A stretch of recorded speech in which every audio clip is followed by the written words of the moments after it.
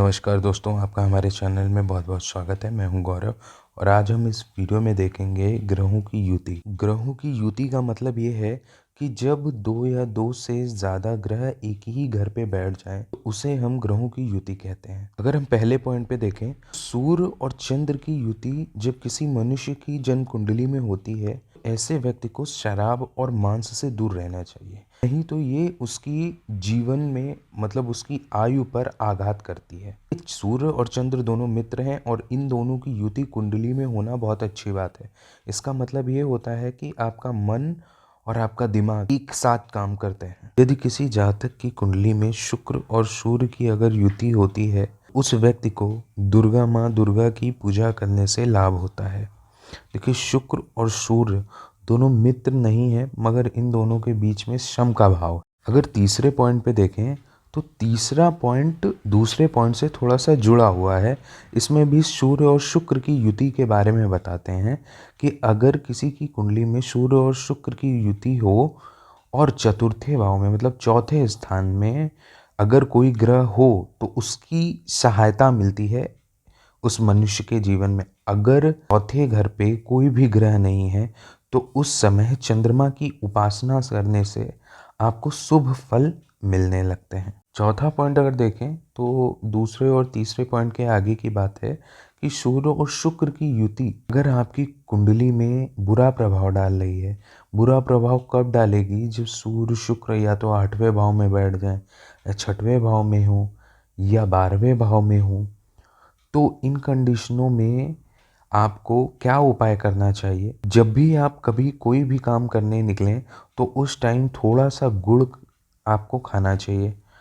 अपनी स्त्री को सोने की कोई वस्तु, चूड़ी हो गई या कुछ भी सोने का सामान दिलाना चाहिए, जिससे आपका सूर्य जो होगा वो मजबूत होगा और जो बुरे प्रभाव आपकी कुंडली में पड़ रहे होंगे उन बुरे प्रभावों से काफ़ी हद तक आपको राहत मिलेगी।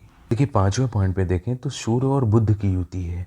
सूर्य और बुध की युति अलग अलग भाव में होगी तो वह जातक के कुंडली में क्या प्रभाव डालेगी, इस पॉइंट पे हम देखें अगर, तो यदि यह युति लगन में चौथे स्थान 7वें या 10वें भाव में होगी तो ऐसे जातक को रात्रि में किए हुए कार्यों से ज़्यादा लाभ मिलता है। देखिए, सूर्य के साथ ज़्यादातर ग्रह बैठ के अस्त हो जाते हैं, मगर केवल बुध ही ऐसा ग्रह है जो सूर्य के साथ अगर बैठता है तो वह सूर्य के कारण अस्त नहीं होता। खुद से वह अस्त हो सकता है पर सूर्य के कारण अस्त नहीं होता। इस वजह से यह योग काफ़ी ज़्यादा अच्छा योग माना जाता है। 6वें पॉइंट पे अगर देखें तो सूर्य और बुध की युति यदि 8वें भाव में होती है तो ये अशुभ प्रभाव देती है। तो यदि यह युति आपकी कुंडली में अशुभ प्रभाव दे तो इसका उपचार के लिए किसी भी शीशे के बर्तन में गुड़ को भर के शमशान की भूमि में दबा देना चाहिए, जिससे आपको इससे मिलने वाले बुरे प्रभाव खत्म हो जाते हैं।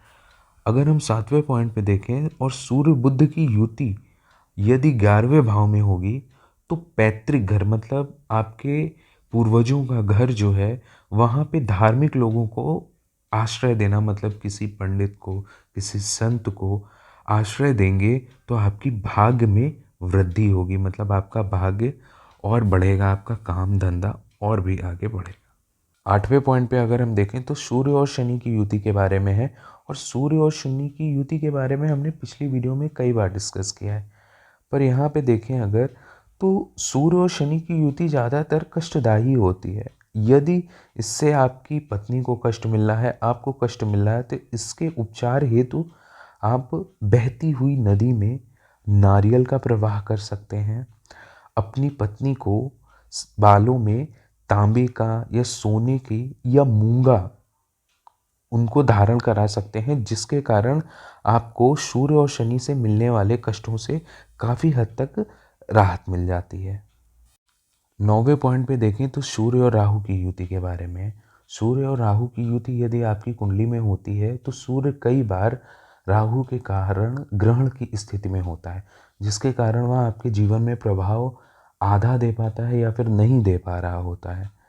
तो उसके उपचार हेतु आप किसी भी मिट्टी के बर्तन में जौ को भर के किसी अंधेरी जगह पे रख दें या फिर ज़मीन के नीचे दबा देने से इस युति के बुरे प्रभाव से आप बच जाते हैं।